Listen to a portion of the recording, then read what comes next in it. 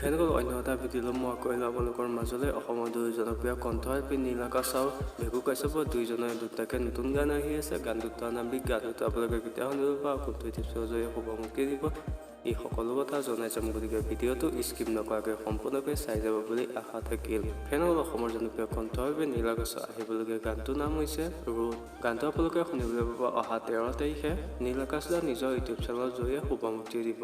Next আপডেটটো হ'ল অসমৰ জনপ্ৰিয় কণ্ঠশিল্পী ভেগু কাশ্যপৰ আহিবলগীয়া গানটোৰ নাম আছিল আলহী।